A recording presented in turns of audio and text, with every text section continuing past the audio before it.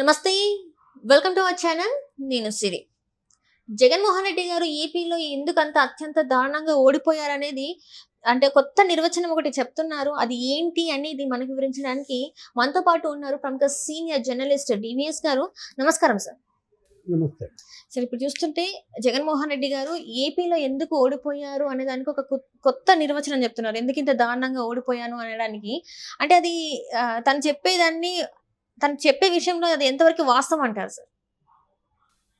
జగన్మోహన్ రెడ్డి ఈరోజు పెట్టినటువంటి ఒక ట్వీట్ ఈవీఎంల వల్లే ఇప్పుడు ఇవాళ మళ్ళా తన ఓటమ అవును. అంటే ఈవీఎంలు వద్దు, బ్యాలెట్ పేపర్కే వెళ్దాం అన్నట్టుగా అనేక దేశాల్లో దాన్ని ఇంప్లిమెంట్ చేస్తున్నారు కాబట్టి మిషన్ల నుండి చాలా దేశాలు మళ్ళీ బ్యాలెట్కి వెళ్ళాయి కాబట్టి ఇప్పుడు జగన్మోహన్ రెడ్డి గత ఎన్నికల్లో ఏమన్నాడు, ఈ ఎన్నికల్లో ఏమన్నాడు, ఈ ట్వీట్ ఒకవైపు, ఆ వీడియో ఒకవైపు ఇవాళ వైరల్ అవుతున్నాయి. అంటే నీకు 151 సీట్లు గెలిస్తే ఈవీఎంలు బెస్టా, 11 సీట్లకి పడిపోతే ఈవీఎంలు వరస్టా? ఇప్పుడు అది ఎవరన్నా తప్పే. ఏది ప్రజా తీర్పుని హుందాగా స్వీకరించాలి. ఓటమిని హుందాగా అంగీకరించలేనాడు పాలకుడు కాదు, నాయకుడు కాదనమాట. ఇది నాయకత్వ లక్షణం కాదు. గెలిస్తే అది నా గొప్ప, ఓడితే అది నీ కర్మ అన్నట్టుగా ఎలా ఉంది ఈవీఎంల మీద ఆయన నెపం వేస్తే. ఈవీఎంలు ఇవాళ కాదు, 26 ఏళ్లుగా వాడుతున్నారు భారతదేశంలో. 1998లో వాడారు, 2001 అసెంబ్లీ ఎన్నికల్లో వాడారు, 2004 నుంచి లోక్సభ ఎన్నికలకు వాడుతున్నారు. ఇది 5వ ఎన్నిక. మరి ఈవీఎంలే గనక నీకు తప్పు అయితే మోడీ ఆ మాట అనలేదే. ఇప్పుడు మోడీ మెజార్టీ తగ్గిపోయింది వారణాసిలో. ఎంత సగానికి పడిపోయింది. అంటే మోడీ సగానికి పడిపోవడానికి కారణం ఈవీఎంల. అంటే ఎలన్ మాస్క్ అక్కడెక్కడో ఈవీఎంల మిషన్ల గురించి మాట్లాడితే దాన్ని ఆపాదన తీసుకొని జగన్మోహన్ రెడ్డి గారు ఇంకా రాహుల్ గాంధీ గారు కూడా మాట్లాడడం జరిగింది. సో ఈవీఎంల మిషన్లు ఇక్కడ కూడా ఏదో తప్పు జరిగిందని చెప్పేసి వీళ్ళు మాట్లాడుతున్నారు కదా. అందుకే పురంధేశ్వర్ గారు కూడా అన్నారు, ఏమని, ఎలన్ మాస్క్ని పిలిపించండి, మన ఈసీ ఆ అవకాశం మాస్క్ గనక కల్పిస్తే మాస్క్ ఏం చెప్తాడో చెప్తా అనేది కూడా ఆమె అన్నది. గతంలో ఈసీ అనేక మందికి ఇలా అవకాశాలు కల్పించి వాళ్ళ యొక్క అనుమానాలని నివృత్తి చేసింది. భారతదేశంలో ఈవీఎంలు వేరు, ఇతర దేశాల్లో వాడుతున్నవి వేరు. మీరు ఈవీఎంలని ఇక్కడ అనుమానిస్తే బెల్ను అనుమానించినట్టు, అవమానించినట్టు, ఈసీఐఎల్ని అవమానించినట్టు అవుతుంది అనమాట. అక్కడ ఇవి తయారయ్యాయి. మన ఇంజనీర్లని అనుమానించినట్టు, అవమానించినట్టు అనమాట. ఇప్పుడు ఈవీఎంలు జనరల్గా ఏంటి, అందులో 2 యూనిట్లు ఉంటాయి మామూలుగా, కంట్రోల్ యూనిట్, బ్యాలెన్సింగ్ యూనిట్. వాటిల్లో దేనికి కూడా కరెంట్ ఉండదు, బ్యాటరీ మీద పనిచేస్తాయి, కనెక్టివిటీ ఉండదు. ఏది అటు ఇంటర్నెట్కి కానీ, ఇటు వైఫై కానీ, బ్లూటూత్ కూడా లేదు. అసలు ఏ విధంగానూ అవి అన్కంట్రోల్డ్ మెషిన్స్ అంతగా డిజైన్ చేశారు. ఇది ఏంటంటే ఈవీఎంలు 3 రకాలు, M1, M2, M3. లాస్ట్ ఎలక్షన్లో వాడింది M2, ఇప్పుడు వాడింది M3. ఇంకా డెవలప్డ్ మెషిన్స్ అన్నమాట. ఇప్పుడు మీరు ఏ విధంగా మీరు ఈవీఎంలను బ్లేమ్ చేస్తారు? అది ఎవరు చేసినా తప్పే. జగన్మోహన్ రెడ్డి బ్లేమ్ చేసిన తప్పే. రాహుల్ గాంధీ నువ్వు అన్నావు, ఏమన్నాడు, ఏదో బ్లాక్ బాక్సులు అంటాడు, విమానాల్లో ఉపయోగించే బ్లాక్ బాక్సులు. అంటే నీకు డబల్ సీట్లు వచ్చాయి బ్లాక్ బాక్సుల వల్ల. ఆయన సీట్లు, కాంగ్రెస్ పార్టీ సీట్లు 52 నుంచి 99కి పెరిగాయి. రాహుల్ బలం రెట్టింపైంది ఎన్నికల్లో. ఆయన ఈవీఎంలను సస్పెక్ట్ చేస్తే ఇప్పుడు మోడీ 400 మార్కు కనుక దాటితే మీరు అనుమానించారంటే అర్థం. మోడీ మెజారిటీ గతం కన్నా పెరిగితే వారణాసిలో మీరు అనుమానించారంటే అర్థం. ఆయన మెజారిటీ సగానికి పడిపోయింది వారణాసిలో. బీజేపీ సీట్లు గతం 303 వస్తే ఇప్పుడు వచ్చింది 240. 63 సీట్లు కోత పడింది ఈవీఎంల వల్ల. ఇప్పుడు 2014 కన్నా కూడా బీజేపీ సీట్లు 40 తగ్గాయి. ఎలా మీరు ఈవీఎంలని మీరు క్వశ్చన్ చేస్తారు, బ్లేమ్ చేస్తారు? ఇప్పుడు అవి ఏంటంటే మిగతా దేశాలు అన్నాయంటే అది వేరే అర్థం.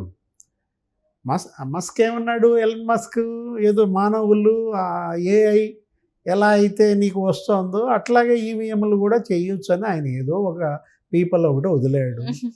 టెక్నాలజీని అవమానించటం. ఇప్పుడు సెల్ ఫోన్లు వద్దా మీకు? మళ్ళీ పాత ల్యాండ్లైన్లకి వెళ్ళిపోతారా? ఐఎస్డి కాల్స్ అవి చేసుకుంటారా? ఎస్టీడీ. ఒకవైపు ఏమో టెక్నాలజీ కొత్త పుంతలు దొక్కుతోంది రోజు రోజుకు. గ్యాస్ స్టవ్లు వద్దా? మళ్ళీ మీరు కట్టెలపైకి వెళ్ళిపోతారా? ఇది ఏంటంటే మాట్లాడే మాటలకి అర్థం ఉండాలి. ఒక పరిణతి చెందిన నాయకుడిగా ఎదగాల్సిన వ్యక్తి ఒక కార్యకర్త అన్నాడంటే అర్థం. ఏదో మీ పార్టీలో సామాన్య కార్యకర్తలు అన్నారంటే దాని అర్థం ఉంది. కానీ ఈయన ఒక పార్టీ అధ్యక్షుడు, రాహుల్ గాంధీ, లేకపోతే ఇక్కడ జగన్మోహన్ రెడ్డి ఆ పార్టీ అగ్రనేతలుగా మీరు ఉన్నప్పుడు, ఇప్పుడు చంద్రబాబు అన్నా తప్పే. ఏది ఇది ఒకళ్ళదని కాదు. మీరు గెలిస్తే ఒకలా, ఓడితే ఇంకోలానా? మీకు సీట్లు వస్తే ఒకలా, సీట్లు రాకపోతే ఇంకోలానా? ముఖ్యమంత్రి అయితే ఒకలా, ముఖ్యమంత్రి కుర్చీ దిగిపోతే ఇంకోలా. ఎలా? ఇలాగైతే మనం ఇందాక చెప్పుకున్నాం ఏంటి, 26 ఏళ్లుగా వాడుతున్నారు ఈవీఎంలను. ఇది 5వ ఎన్నిక. ఇప్పుడు మన్మోహన్ సింగ్ సెకండ్ టైం గెలిచారు. ఎప్పుడు? 2009లో. అప్పుడు ఇలాగే అన్నారు, ఏమని? ఈవీఎంలని. ఇప్పుడు వాజ్పేయి ఈవీఎంల వల్ల ఓడిపోయి మన్మోహన్కి ఇచ్చాడు అధికారం. ఇప్పుడు నరేంద్ర మోడీ ఇప్పుడు సెకండ్ టైం గెలిచారు, ఇప్పుడు మళ్ళీ థర్డ్ టైం గెలిచారు. 3 సార్లు గెలిచిన మోడీ మెజారిటీ తగ్గినా, బీజేపీ సీట్లు తగ్గినా ఈవీఎంలేమీ బ్లేమ్ చేయటం లేదే. అసలు ఆయనేమో రాహుల్ గాంధీ బ్లాక్ బాక్స్ అంటాడు, ఈయనేమో మళ్ళీ ఏదో ట్వీట్ చేస్తాడు. ఇదే జగన్మోహన్ రెడ్డి గత ఎన్నికల్లో ఏమన్నాడు? 80% ఓట్లేశారు. ఆ వీడియో కూడా నువ్వు చూసుంటావు, సోషల్ మీడియాలో వైరల్ అవుతుంది. 80% మంది వాళ్ళు గనక బూత్కి వెళ్ళి ఓటేసినప్పుడు వీవీప్యాట్లో సింబల్ పడుద్ది, నేను ఫ్యాన్కి వేసాను, అక్కడ సైకిల్ గుర్తు పడిందంటే కంప్లైంట్ చేసేవాడు కదా. ఎవరూ కంప్లైంట్ చేయలేదంటే బూత్లో మీరు సాటిస్ఫై అయ్యే కదా బయటకు వచ్చింది అన్న మాటలు జగన్మోహన్ రెడ్డి గత ఎన్నికల్లో మాట్లాడిన మాటలే ఇప్పుడు అతను ఎక్కిరిస్తున్నాయి. అప్పుడు 80% అయితే ఇప్పుడు 82%. ఏ ఓటర్ అయినా బూత్లో బయటకు వచ్చి అనుమానం చెప్పాడా? లేదు. మీరు అనుమానించారా? మీరు చెప్పారా? మీరు కూడా అన్నారు కదా, లండన్ వెళ్ళబోయే ముందు అన్నారు. ఇప్పుడు అసలు ఇది మొదట ఎత్తింది ఎవరంటే జగన్మోహన్ రెడ్డి మేనమా రవీంద్రనాథ్ రెడ్డి, కమలాపురం ఎమ్మెల్యే. అతను ఏదో ఇట్లాగే మాట్లాడాడు, మా బూతులు ఇవి, మా బూతుల్లో కూడా వాళ్ళకే మెజారిటీ వచ్చింది. నీకేమైనా రాసి ఇచ్చారా నీ బూత్ అని? ఈ ఓట్లు ఏమన్నా నీకని వేస్తామని రాసి ఇచ్చారా? వీళ్ళంతా బాధితులు. ఇప్పుడు నీ బాధితులంతా ఏకమై నీకు వ్యతిరేకంగా ఓట్లేస్తే ఆ ప్రజా తీర్పుని మీరు హుందాగా స్వీకరించకుండా, గౌరవించకుండా జగన్మోహన్ రెడ్డి ఏమంటాడు? 60 లక్షల మందికి రైతులకి నేను భరోసా ఇచ్చాను, రైతుల ఓట్లు ఏమయ్యాయో అన్నాడు. 55 లక్షల మంది అవ్వాతాతలకు పింఛన్లు ఇస్తున్నాను, వాళ్ళ ఓట్లు ఏమయ్యాయో అంటాడు. ఆసరా ఇచ్చాను అక్క చెల్లెళ్ళకి, ఆ ఓట్లు ఏమయ్యాయో దేవుడికే తెలియాలంటే. ఇప్పుడు నీకు 151 సీట్లు వచ్చినప్పుడు దేవుడికి తెలుసా? అది దేవుడి స్క్రిప్టా? ఇప్పుడు 11కు పడిపోవటం దేవుడి స్క్రిప్ట్ కాదా? ఈ 11 మంది ఎమ్మెల్యేలతో నువ్వు అసెంబ్లీకి వెళ్ళు, నువ్వు పోరాటం చెయ్యి, నిలబడు, పార్టీని నిలబెట్టు. అది నాయకుడి లక్షణం. చంద్రబాబు వెళ్ళలేదా? 23 మందే గెలిచారు. ఆయన ఏమైనా వాపోయాడా? ఆయన ఏమైనా నా ఓట్లు ఎటుపోయాయి దేవుడికి తెలియాలన్నాడా? అనుమానాలు ఉంటే అనుమానాలు మంచిదే. ఈవీఎంలను మీరు అనుమానించారంటే దాని మీద ఇంకా కొత్త ఇది జరుగుద్ది, ఏది రీసెర్చ్ జరుగుద్ది. రేపొద్దున మస్క్కి నిజంగానే ఈసీ ఇన్విటేషన్ పంపచ్చు, వచ్చి మీరు ఛాలెంజ్ చేయొచ్చు. ఇప్పుడు 2009 ఎన్నికల్లో కూడా ఒక ఐఏఎస్ ఇలాగే మాట్లాడారు. ఆయన రుజువు కూడా కొన్ని చేశారు. సైగల్ ఐఐటిఎన్ ఆయన ఈ విధంగా దీన్ని మార్చవచ్చు, ఈ విధంగా దీన్ని ట్యాంపర్ చేయొచ్చు అన్నారు. ఆ తర్వాత మళ్ళీ మెషిన్లు M2 నుంచి M3కి మారాయి.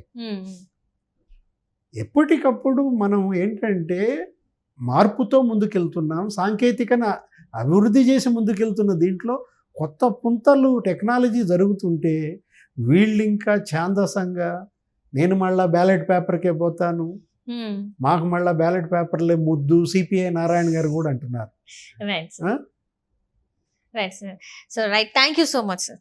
నమస్తే.